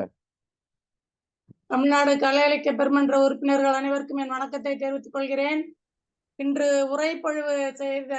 முற்றோதல் செய்த வள்ளி போது தமிழ்நாடு கலை இலக்கிய பெருமன்ற உறுப்பினர்கள் எல்லாமே வள்ளுவருடைய வசதிக்கு பிறகு வள்ளியத்தான் எல்லாரும் நினைப்பாங்க. ஏன்னா வள்ளிக்கு தான் அந்த அதிர்ஷ்டம் கிடைச்சிருக்கு. எப்ப பார்த்தாலும் யாராவது வரலன்னா உடனே அந்த பாப்பா சொல்லிடுறா. அவளுக்கு என்னுடைய வாழ்த்துக்களை தெரிவித்துக் கொள்கிறேன். அடுத்து முத்தப்பன் பழனியப்பன் ஐயா அவர்கள் மிக தெளிவாக எல்லா திருக்குறளுக்கும் பொழிப்புரையை நல்லா சொல்லிட்டாங்க, புரிகிற வண்ணமாக. இதுல இந்த 1006வது குறள்ல பாத்தீங்க அப்படின்னா, அவன் சேர்த்து வைக்கிற செல்வம் பெருஞ்செல்வம் அவனுக்கு வெறும் துன்பம் தான் அப்படின்னு சொல்லி சொல்றாரு திருவள்ளுவர். இதுக்கு நாய் உருட்டின தெங்கம்பழம் அப்படின்னு சொல்லுவாங்க. நாய் ஒரு தேங்காய் எடுத்துட்டு போயிருச்சுன்னா அது தானும் திங்காத அடுத்த ஆளுகளுக்கும் கொடுக்காது, நாய் உருட்டின தெங்கம்பழம் போல அப்படின்ட்டு அந்த மாதிரி எல்லாம் கிராமத்துல பேசுவாங்க. அடுத்து இந்த லோபிக்கு ரெட்டி செலவு அப்படி சொல்லுவாங்க. சேர்த்து சேர்த்து வச்சு அவன் ஒரு பிரயோசனமும் அந்த செல்வத்தால் அவனுக்கு இருக்காது. ஒரு பெரிய நேத்து பண்புடைமை அதிகாரம் சொல்லிட்டு அந்த பண்புடைமைக்கு அடுத்தாப்புல இந்த நன்றியல் செல்வம் சொல்லும்போது பண்புடைய மக்கள் இந்த மாதிரி செல்வங்களை சேர்த்து வைக்க மாட்டாங்க. அடுத்து பழனியப்பன் ஐயா அவர்களுக்கு ஒரு நன்றியை தெரிவிச்சுக்கிறேன்.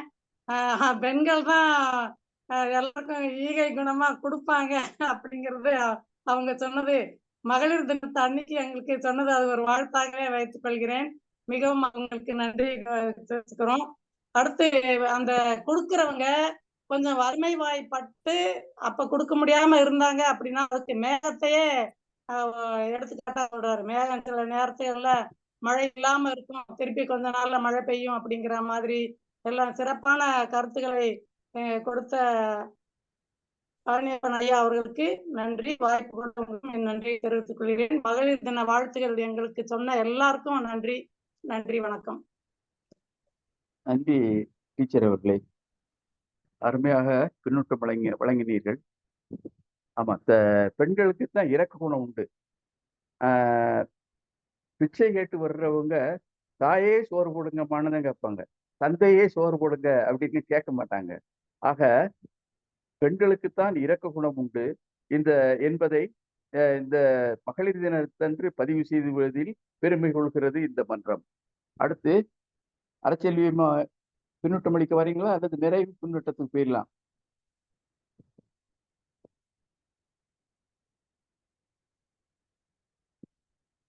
நிறைவு பின்னூட்டம் வழங்க நல்லாசிரியர் பெருந்தகை நாகராஜன் ஐயா அவர்களை வணங்கி வரவேற்கிறேன். மன்றத்தை முதற்கண் வணங்குவதிலே இன்றைக்கு பெரும் பாத்தியதை கொள்கிறேன். என்னன்னா, 10 நாளைக்கு முன்னாடி சொன்ன திருவேடகம் HOD வைஸ் பிரின்சிபால் எங்க குருநாதர் 8 அடி பாய்ந்தால் 16 அடி பாய்ந்துட்டார் எங்க இளவல்னு சொன்னேன். அதை இன்றைக்கு நான் நேற்றைக்கு சாத்தூர் ஐயா எப்படி 10வது குறளுக்கு தான் நுழைந்தாரோ அது மாதிரி நுழைய வேண்டிய சூழ்நிலை. ஒன்றும் இல்லை, அம்மாவுக்கு ரொம்ப நெஞ்சு கொஞ்சம் இடர்பாடு கொடுத்துட்டதுனால நான் அதுல அலைஞ்சி இப்ப கூட சாந்தின்னு அவுட் ஆஃப் ஆங்ஸைட்டி கத்துனதுக்கு முதற்கண் மன்றம் மன்னிக்கணும். ஏன்னா அம்மா திடீர்னு மறுபடியும் அதிகமா மூச்சரிப்பு ஆனதுனால ஒரே கத்திட்டேன். அப்புறம் தான் அடடேன்ட்டு ஆஃப் பண்ணிட்டு வேகமா போய் அம்மாவை பார்த்துட்டு வந்தேன். இந்த மனநிலையில வந்து அடடே இப்ப நம்ம இளவல் பேசினது விட்டுட்டோமேன்ட்டு ரொம்ப வருத்தம் ஒரு பக்கம். இருந்தாலும் நான் நிறைய எங்க ஐயாவுடைய வளர்ப்புல நாங்க ரொம்ப பெருமை அடையிறது வந்து ஊரார் பிள்ளைய ஊட்டி வளர்த்தா எப்படி பாருங்க. இன்றைக்கு தமிழுக்கு ஒரு மாபெரும் சங்கம் வச்சு அருமையா கம்மன் கழகத்தை எவ்வாறு கதி திருவள்ளுவரும் கம்பருமோ எப்படி நம்ம மன்றம் திருவள்ளுவரை வள்ளுவனை கம்பனை ஆராதிக்கிறவர் எங்க இளவல் முத்தப்பனார் பெருந்தகையன். அதே நேரத்துல ஒன்று நெஞ்சு தொட சொல்லுகின்றேன்.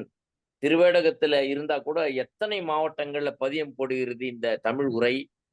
வந்து பழனியப்ப ஐயாவுடைய உரை வந்து கேட்க கேட்க தெவிட்டாது. அது வந்து மன்றத்திற்கு முதற்கண் நன்றி கலந்த வணக்கம். நான் இருந்தாலும் நாளைக்கு யூடியூப்ல முழுக்கவும் எங்க இளவலுடைய உரையை கேட்பேன். இன்றைக்கு ஆட்சியை நான் மனதார வணங்குகிறேன். எனக்கு அதிகமாக சோறிட்டது அதிகம் மன்றமே. இளவல் பழனி வந்து மற்ற மற்ற பணிகள்லாம் செய்துக்கிட்டே இருப்பாரு. நீ சாப்பிடுறா என்று ஆட்சி எங்களை உணவு விடுவாங்க. அப்படின்னா பாருங்க, தன்னுடைய பிள்ளைக்கு கூட அடுத்த பந்தி தான். இந்த ஈகை வந்து எங்க தொடங்குதுன்னு பாத்தீங்களா? அது பங்கைய கைநலம் எங்க அழமை ஆட்சி வந்து சாதாரண இல்ல. அது அது ரத்தத்திலே வரணும். அது ஐயா ரொம்ப அழகா சொல்லி காமிச்சாங்க. நாங்க ஆரிய வயசு செட்டியார் சமூகம் வந்து எவ்வாறு முன்னேற்றுகிறதுன்னு சொன்னாங்க. அப்படித்தான் நகரத்தார்களுடைய 1/6 பங்கு நினைச்சு பாத்தீங்கன்னா ஈகை வந்து வெறும் பேச்சு இல்லை. நான் கண்கூடாக மயிலத்திலே 3 ஆண்டு அவரிடத்துல வாசித்தேன். அவரோட 2 ஆண்டு வசித்தேன். இன்னும் என் குருநாதரோட வசித்து கொண்டிருக்கிறேன். நான் ஒவ்வொரு மாதமும் நினைவு நாளின் பொழுதெல்லாம் என்னுடைய குருநாதர் தன்னுடைய தாய்க்கு சிவபுராணம் ஓதி திருக்குறளும் முற்றுவதல் செய்வாங்க என்பதை மன்றத்திற்கு பதிகிறேன். அதுல நாங்கெல்லாம் கலந்துக்குவோம். மன்ற வழிபாடு போற மாதம் ஒரு முறை தன் தாய் மீனாட்சி அம்மையே என்று அழைப்பார். தன் தாயை வழிபடுவார். இது உலகத்திற்கு அவர் வாழ்ந்து எங்களுக்கெல்லாம் தந்த சுவடு பெருமன்றமே. முத்தப்பனார் பெருந்தகை அயல்நாட்டுல பேசுகிற பொழுது ஆரவாரம் சாதாரணமா இருக்காதான்.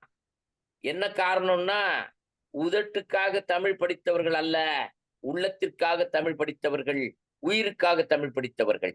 அதே நேரத்துல தன்னுடைய இளவல +1 +2 ஏ குரூப் எங்க இளவல். ஆனால் அவர் தமிழ் தான் படிக்க வைப்பேன்னு சொல்லி பேராசிரியர் ஆக்கினார். இன்றைக்கு எச்ஓடியா பிரின்சிபாலா வைஸ் பிரின்சிபாலா இருக்கிறார். வேந்தன்பட்டி கல்லூரியினுடைய தயாரிப்பு சிவசுப்பிரமணியம் பெருந்தகை எவ்வாறு இந்த மன்றத்திலே தன்னுடைய பங்களிப்பை தருகிறாரோ அப்படி இன்றைக்கு இன்னொரு மலர் பழனியப்பன் என்கிற சொல் மந்திர சொல். அது அதே நேரத்துல தன்னுடைய தந்தையை போலவே தமிழ் மன்றங்களிலே பொலிகிற குரல். இன்றைக்கு குரலை உச்சரித்ததை பெரிய உபசரிப்பாக நினைக்கிறேன், பாராட்டுகின்றேன், வணங்குகின்றேன். இந்த உருவத்தின் மூலமாக வணக்கத்தை இங்கே செலுத்தினால் குருநாதர் திருவடிகள் சேரும் என்று நம்புகிறேன். ஆகையினால முதற்கண் ஆட்சியையும் எங்களுடைய குருநாதரையும் வணங்கிய இளவலிடத்துல வருகிறேன். சாத்தூரார் சொன்னது போல எட்டி பழுத்தென்ன ஈயாதார் வாழ்ந்து என்ன. ஈயாதார் வாழ்ந்து பயன் என்ன? அது நச்சுமரம்னா என்ன? எட்டி தான். எட்டி பழுத்தால் பயன் என்ன இல்லையா? இலவு காத்த கிளியை போல இத்தனை காலம் வாழ்கிறோம். இலவு என்றைக்கு பழுப்பது? பழுக்காதே, கிளிக்கு கிடைக்காதே. ஆகையினாலே உலகத்திலே எத்தனையோ மரங்கள் உண்டு. நச்சு மரம் என்று சொல்லுகிற கொடிய மரத்தினுடைய தன்மையை போலத்தான் ஈயாதவன் செல்வம். முத்தப்பனார் பெருந்தகை கொடுப்பதுன்னா சாதாரணம் இல்ல. உறைவு கொடுப்பார், உண்டு கொடுப்பார். ஒவ்வொரு முறையும் மயிலத்துல மாதம் ஒரு முறை 150 நபர்களுக்கு ஆட்சி சமைப்பாங்க. அந்த பகுதியிலேயே மிக அதிகம் வழங்கிய பேராசிரியர், மிக அதிகம் வாழ்ந்து காட்டிய பேராசிரியர், சம்பாதித்ததை எல்லாம் துண்டெல்லாம் பாத்தீங்கன்னா பெட்டி பெட்டியா அடுக்கி வைப்பார். ஒரு துண்டை கூட புழங்க மாட்டார். எல்லா துண்டுகளையும் கொடுத்துருவார்.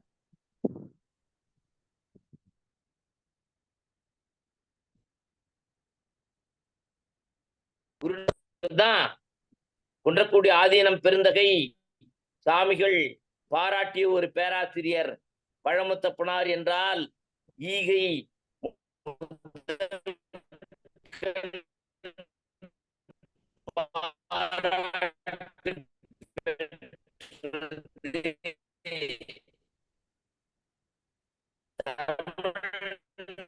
ஒரு அணியில் இருக்கிறாங்க, எங்க குருநாதர் ஒரு அணியில் இருக்கிறாங்க.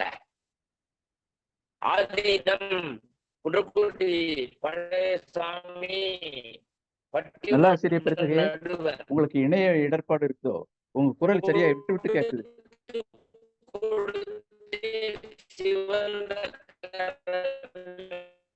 மகன்தான் இளவல் இன்றைக்கு உரை நிகழ்த்தினார். குன்றக்குடி ஆதீனம் சொல்லுவாங்க, கொடுத்து கொடுத்து சிவந்த கரங்கள்னு சொல்லிட்டு தமிழை கொடுத்து சிவந்த நாவே உரை தருக வருகன்னு பட்டிமன்றத்துல குன்றக்குடியில அழைத்தாரு, பிள்ளையார்பட்டியில அழைத்தார்கள். அது 1990 நிகழ்ந்தது. அதை இன்றைக்கு நினைவுபடுத்துகிறார். அதே நேரத்துல இன்றைய உரையில 10வது குறள்ல அவர் சொன்னது ரொம்ப வாழ்வியலோடு பொருத்தி சொன்னது. இப்படித்தான் அவருடைய உரை இருந்திருக்கும் என்று நான் அனுமானித்தேன். இருந்தாலும் நாளைக்கு யூடியூப்ல முழுக்க கேட்டுட்டு அவருடைய உரைக்கு பின்னூட்டம் தருவேன் என்று சொல்லி விடைபெறுகின்றேன். நன்றி, வணக்கம்.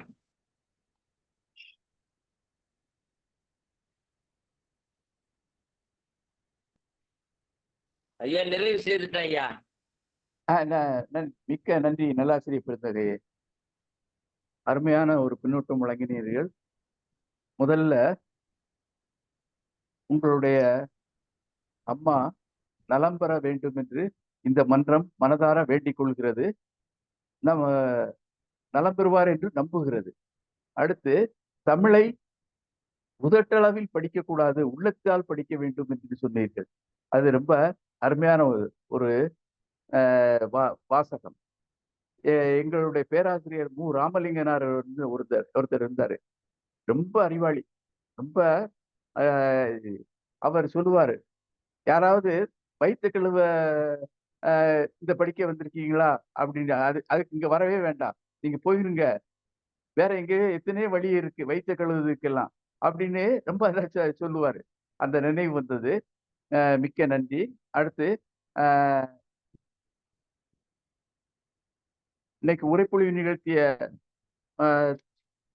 பழனியப்பன் அவர்களே, முத்தப்பன் பழனியப்பன் அவர்களே, நீங்கள் ஏதாவது நிறைவா சொல்ல விரும்புறீங்கன்னா வந்து சொல்லுங்க. ஐயா வணக்கம் ஐயா. வணக்கம் ஐயா. வணக்கம் வணக்கம். சொல்லுங்க, நிறைவா எதுவும் சொல்லணும்னா சொல்லுங்க. நல்ல ஒரு தவ வேள்வி, ஒரு நல்ல இலக்கிய வேள்வியை நாம் ரசித்துக் கொண்டே இருக்கிறோம். அவர் சொன்னது போல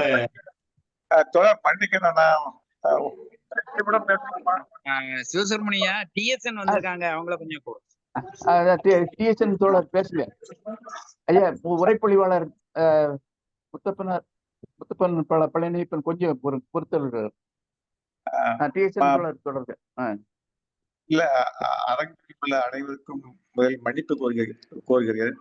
அவர் நம்முடைய நல்லாசிரியர் நாகராஜன் ஐயா அவர்கள் நம்முடைய தாயாருடைய உடம்பு சரியில்லாதனால வர முடியலை என்றால், அது போலவே நான் வேற சிக்கல் இல்லை, சென்னை மாவட்டத்தினுடைய ஒரு இணையவழி கருத்துல இருந்ததுனால வர முடியல.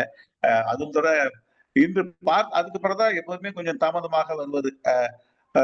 எங்களது இனிய தோழமை, நட்புக்கு இலக்கணமாக உள்ள எங்களுடைய பழனியப்பன் தோழர் என்று உரையாற்றுவார் என்று நான் கண்டு, அடடா மறந்து விட்டேமே, எனக்கு தெரியாம போச்சு. முன்பாகவே வந்திருக்கலாம், வருத்தம் தான். இருந்தாலும் தோழர் எங்களுக்கு சந்திரகாந்தம் அறிமுகப்படுத்திய மிக அற்புதமான ஒரு முத்து பழனியப்பன் அவர்கள். அவங்க ஸ்ரீவைகுண்டம், அங்க ஸ்ரீவைகுண்டம்னா இது சிவகங்கை பகுதியில படிப்புனாலும் கூட, எங்களுடைய புதுக்கோட்டையில் நான் பெருமன்ற பணியில் இருக்கும்போது எங்களுக்கு தோல் கொடுத்துருக்காங்க. அநேக நாட்கள் நாங்கள் குறிப்பிட்ட சமயமெல்லாம் எங்களுக்கு எப்போது மாதக்கூட்டம் நடந்தாலும் கூட உரையாற்றி இருக்காங்க. அவங்களுடைய உரையை நான் கேட்கவில்லை, அதை நம்ம யூடியூப்ல வரும்போது பார்த்து நான் பேசுகிறேன். தோழரை பற்றிய தகவல் நாகராஜன் ஐயா சொன்ன மாதிரி அந்த நகரத்தாருடைய அந்த ஒரு உபசரிப்பு, அன்பு, அவருடைய ஒரு மனித நேய பண்பு இருக்கு, அதை மறக்கவே முடியாது. எனக்கு வந்து நான் இப்பொழுது சென்னைக்கு வந்தால் கூட எப்போதாவது பாரதி விழா எட்டயபுரத்துல எங்கேயாவது சந்திக்கும் போது கூட தோழரிடம் பார்த்து அந்த ஒரு அவருடைய அமைதியான ஒரு பொன்சிரிப்பு, அவருடைய அளவுகள் எனக்கு மிக உற்சாகம் இருக்கும். எப்போதுமே அவருடைய உரை ஆடித்தரமாக அடிச்சு சொல்லுவாங்க. எப்போதுமே அவருடைய உரை வந்து தெளிவாக உறுதியாக இருக்கும், சுத்த தமிழ்ல இருக்கும். நாங்க பாராட்டக்கூடிய ஒரே இது சுத்த தமிழ். இன்னொரு ஒரு விஷயம் என்ன, சில இயக்கத்திலையும் நம்முடைய பெருமன்ற அமைப்பிலையும் எந்த இதுலையுமே நெருடல்கள் வரும்போது தோழர் வந்து எல்லையை தாண்ட மாட்டார். பழனியப்பன் வந்து அந்த எல்லையை தாண்டாம சரியாக கவனித்து அந்த ஒரு ஒருங்கிணைப்பு, இசைவை ஒத்திசைவை ஏற்படுத்தக்கூடிய ஒரு அருமையான மனிதர் என்றே சொல்ல வேண்டும். அவருடைய உரையை கேட்க இருந்தது வருத்தம் தான். யூடியூப்ல பார்த்து பண்ணிக்கிட்டேன். முத்தாய்ப்பாக உரையை நிகழ்த்தக்கூடிய நல்லாசிரியர் சொன்ன பிறகு எனக்கு அனுமதி கொடுத்த சிவசுப்ரமணியன் ஐயா அவர்களுக்கும் நன்றி, வணக்கம். மிக்க நன்றி டிஎஸ்என் தோழர் அவர்களே. நான் மேலைச்சிவபுரி கணேசர் செந்தமிழ் கல்லூரியில் படிச்சதுனால எனக்கு தெரியும், நகரத்தார்கள் நல்ல இயல்பு உள்ளவர்கள். அத 4 ஆண்டுகள் அங்க பழகியே இப்ப அனுபவப்பட்டவன். அவர்கள் இன்னொன்று, அவர்கள் வந்து தமிழ் பற்று உள்ளவர்களாக இருப்பார்கள். மற்ற சமூகத்தினரை விட தமிழ் பற்று உள்ளவர்களாக இருப்பார்கள் என்பதும் நான் கண்கூடாக அறிந்த ஒன்று என்பதை சுட்டிக்காட்ட விரும்புகிறேன். அடுத்து உரைப்பொழிவாளர் பழனியப்பன் அவர்களே, வாங்க, நிறைவா சொல்லணும்னா சொல்லுங்க. மிகுந்த கூர்மையான நல்ல பின்னூட்டங்கள், அதோட அன்பு கழுவிய தோழ் உணர்வோடு நாகராஜன் அவர்கள் எனக்கு நான் பார்த்து கொண்டிருக்கிற போதெல்லாம் என்னுடைய தந்தையாரை அதிகம் நினைவு கொள்ளுகிற குருவாகவும் நேசிக்கிறவர். இப்படிப்பட்ட ஒரு தந்தையை பெற்றதற்கு எனக்கு மிக மகிழ்ச்சியும் தெளிவும் இருக்கிறது. ஆகவே அது அவர் சொன்னது போல தந்தையாருடைய வாழ்க்கையில் அவர் 1000 பணி ஆற்றினாலும் கூட எங்களுடைய கல்வி நிறுவனங்களை வளர்த்தெடுத்த, நாங்கள் படித்த அல்லது இப்பொழுது நாங்கள் எங்களுடைய மேலாண்மையில் இருக்கிற கல்வி நிறுவனங்களை எல்லாம் அவர் வளர்த்தெடுத்த அந்த புகழ், அந்த அவருடைய செல்வம் இன்னும் நன்றியுடையதாக இருக்கிறது என்பதை அவைக்கு தெரிவித்துக் கொள்கிறேன். அதை விட இன்னும் குறிப்பாக இந்த நச்சுமரம் பற்றிய ஒரு விவாதம் இங்கே இருந்தது. பெண்கள் கொடுக்கக்கூடியவர்கள் என்பது குறித்தும் ஒரு விவாதம் இருந்தது. இது என்னுடைய தனிப்பட்ட ஒரு செய்தியாக நீங்கள் கொள்ளலாம் என்று சொன்னாலும் கூட இன்னும் நாம் நச்சுமரத்தை பற்றி விரிவாக ஆராய வேண்டிய வாய்ப்புகள் இருக்கிறது. இருந்தாலும் பெண்கள் கொடுக்கக்கூடியவர்கள் என்பது பொதுவான கருத்து என்பதையும் அடிப்படையில் எடுத்துக்கொண்டு ஆடவர் என்பதற்கு ஆளுமை மிக்கவர்கள் என்று எடுத்துக்கொள்ளலாம், அது ஒன்றும் தவறில்லை. ஆகவே இருந்தாலும் கூட வள்ளுவருடைய மிகப்பெரிய ஒரு ஊக்கம் மற்றவர்களுக்கு கொடுத்து வாழ்கிற ஈத்துவக்கம் இன்பம் என்பதை அவர் மையப்படுத்தி இருக்கிறார் என்பதை சொல்ல வேண்டிய கடப்பாடுதான் இந்த குறட்பாக்களில் அமைந்திருக்கிறார். ஆகவே இதற்கு இடம் கொடுத்து, அதிலும் குறிப்பாக நான் இன்னைக்கு சொல்ல வேண்டுமானால், எனக்கு தகவல் தெரிந்து டிஎஸ்என் சொன்னது போல எனக்கு தகவல் தெரிந்தது 7:57 மணித்துளிகளில் நான் இந்த தலைப்பில் பேச வேண்டும் என்று. அதற்குள் என்னுடைய இருசக்கர வாகனத்தை எடுத்துக்கொண்டு வந்து என்னுடைய வீட்டில் என்னுடைய திருக்குறள் புத்தகத்தோடு நான் இங்கே அமர்ந்து சொல்வதற்கான ஒரு வாய்ப்பை எளிமையோடு எங்களுடைய தமிழ் கற்றுக்கிறது நான் இங்கே சொல்ல வேண்டும். எனக்கு கொடுத்த 18-20 நிமிடங்கள் என்று சொன்ன அந்த வாய்ப்பை எனக்கு இன்றைக்கு வழங்கி, ஒரு எளிய வாய்ப்பு, அரிய வாய்ப்பு, இனிய வாய்ப்பு, நேரத்தில் கொடுக்கப்பட்ட வாய்ப்பையும் என் நம்பிக்கையை கொடுத்ததற்காக இந்த அரங்கத்திற்கு நன்றி தெரிவித்துக் கொள்கிறேன். என்னுடைய உரையில் கலந்து கொண்ட அனைவருக்கும் செல்வத்தை நன்றியோடு பயன்படுத்துவோம். மிக்க நன்றி உரைப்பொழிவாளர் அவர். நலமா இருக்கீங்க? அக்காவுக்கு வணக்கம் சொல்லுங்க. அக்காவுக்கு வணக்கம் சொன்னேன்னு சொல்லுங்க. ஆச்சி அக்காவுக்கு. ஐயா பழனியப்பன் உங்களோட தான் திரு நாகராஜன் ஐயா பேசுறாங்க. பழனி அக்காவுக்கு என்னுடைய வணக்கத்தை தெரிவிக்கிறேங்க. நான் தனிப்பட உங்களுக்கு தொலைபேசுறேன். நான் தனிப்பட தொலைபேசுறேன். சரி சரி. மிக்க நன்றி. அடுத்து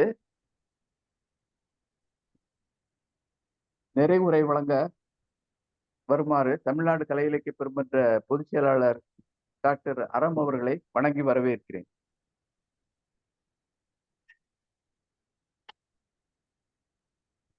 தோழர்கள் அனைவருக்கும் வணக்கம். கேக்குதா? கேக்குது, பேசுங்க. வணக்கம். இன்னைக்கு முற்றுதல் செய்ய இருந்தவங்க, பொலிவுரை தர இருந்தவங்க 2 பேருமே வர முடியாத சூழலிலும் நாம் அதை எதிர்கொள்ளக்கூடிய வலிமை நம்மிடம் இருக்கு என்பதை வள்ளி வழக்கம் போல் நிரூபித்துள்ளார். பழனியப்பன் தோழரோட அந்த ஒரு 57க்கு சொல்லி 8-10க்குள் அவர் மிக தயாராக்கி, அது மிக அருமையான ஒரு விளக்கம். தோழரோட அப்பாவை பத்தி நிறைய எல்லாம் இன்னைக்கு சொன்னாங்க. தோழருமே நம்மளுடைய நம்ம சந்திரகாந்தன் தோழர் இருக்கும் போதுல இருந்து இப்ப வரைக்குமே ஒரு நங்கூரமாக சிவகங்கை மாவட்டத்தினுடைய கலை இலக்கிய பெருமன்றத்தின் ஒரு நங்கூரமாக இருந்து எல்லோரையும் அரவணைத்து செல்வதிலும் மிக வல்லவர். மிக அருமையான இன்னைக்கு விளக்க உரை. நன்றியில் செல்வம்ன்றதே என்னன்றது முதல்ல எனக்கு இப்படி என்ன தலைப்பு அப்படின்னு யோசிச்சப்பதான் அதனுடைய தோழர் சொன்னது நன்றி இல்லாத செல்வம் அப்படின்றது இன்னைக்கு அருமையா ஒவ்வொரு குரலையுமே மிக அருமையா சொன்னாங்க. பொதுவா வள்ளுவரனுடைய எடுத்தவனே கடைசியில தான் அந்த உணர்ச்சி பொங்க ஒரு அடி அடிப்பார். ஆனா இந்த குரல்ல வந்து செத்தான் செய்ய கடந்தது இல் அப்படின்னு எடுத்த உடனே சொல்லிடுறாரு. அதே என்ன இவர் இப்படி சொல்றாரு, சரி அவ்வளவுதான் முடிச்சா மானா பிறப்புன்றாரு. அதுக்கடுத்து பேயா அலைய போறான்டா அவன் அப்படின்றாரு. அதுக்கடுத்து வந்து நிலக்கு புரை அப்படின்றாரு.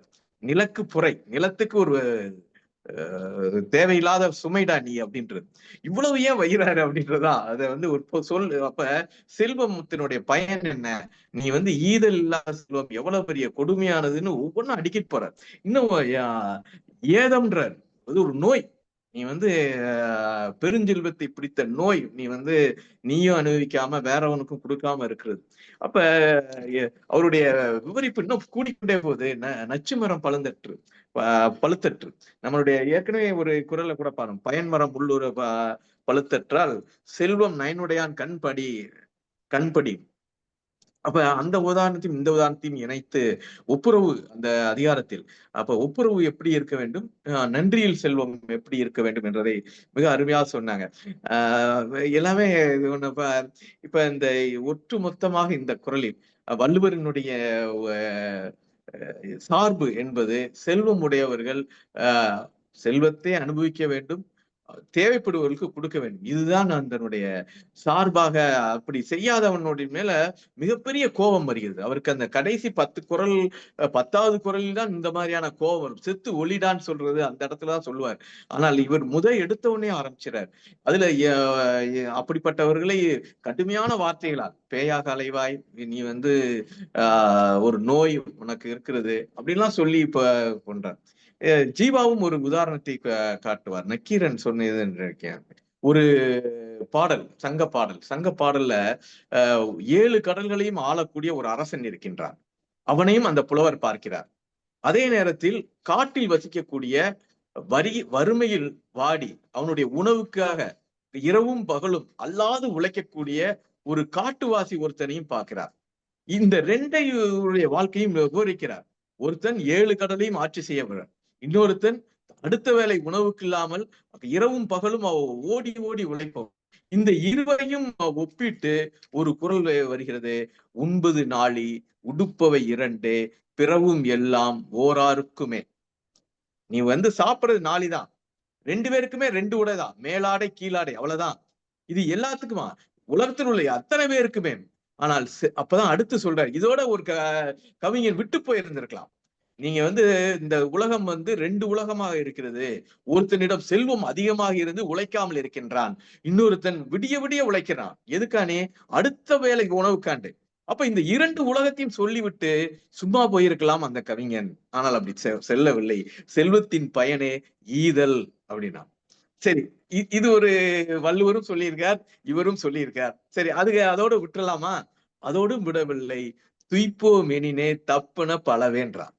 ஒருவேளை நீ உன்னுடைய செல்வத்தை நீ யாருக்கும் கொடுக்காமல் வைத்திருந்தால் உனக்கு சிக்கல் இருக்கிறது.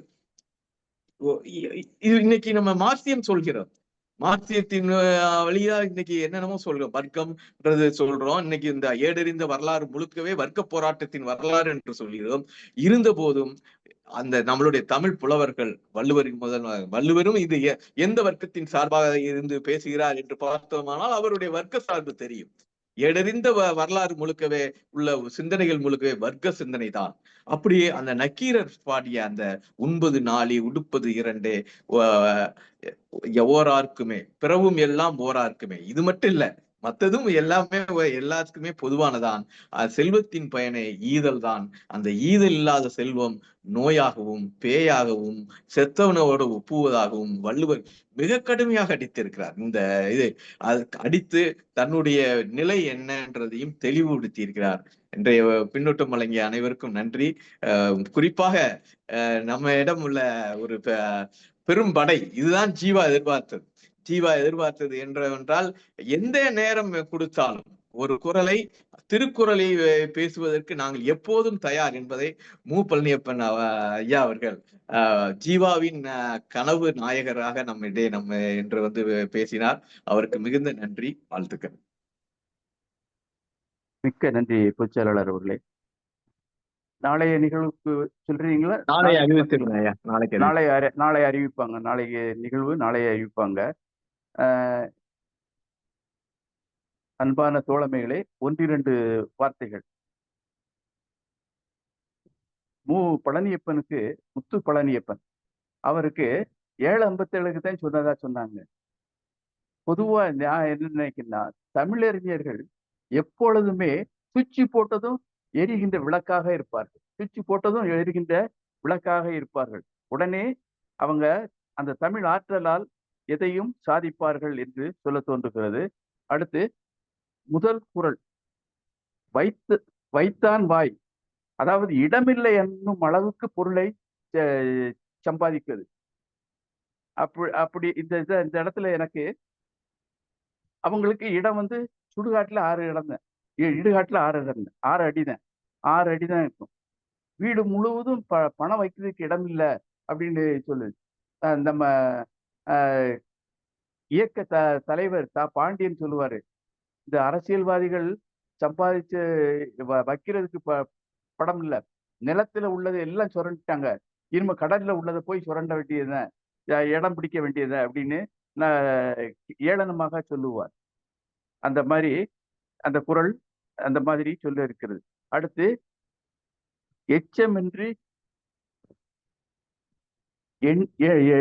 எண்ணெண்ணும், எச்சமின்றி எண்ணெண்ணும் அப்படிங்கிற குறள் 4வது குறள். பொதுவா அவங்களுக்கு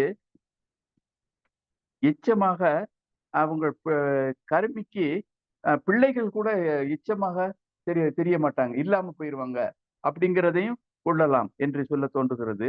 இது இந்த தனக்கும் பயன்படாம அடுத்தவங்களுக்கும் பயன்படாம இருக்கிறத பொதுவா ஒண்ணு சொல்ல முடிக்கிறேன். அந்த பெருந்தலைவர் காமராஜ் சொல்லுவார், நீங்க 7 ஜென்மத்துக்கும் தேடி வைக்கிறீங்களே, அப்படி தேடி வைக்கிறது மோசமான செயல். அதாவது உங்களுடைய சந்ததியினரை முடமாக்குகின்ற செயல். முடவனாக்க அவன் உழைக்க வேண்டியதே இல்லாம போயிருதுல. உழைக்காமல் இருப்பவர்கள் முடவனாகத்தான் கருத வேண்டும். உழைக்காமல் இருப்பவர்கள் முடவன் தான் என்று சொல்லி இது பண்ணி இருப்பாரு. ரொம்ப அருமையான இது. இன்னைக்கு ரொம்ப ஆளுமைகளோடு இன்றைய இணையவழி நிகழ்வு நிறைவாக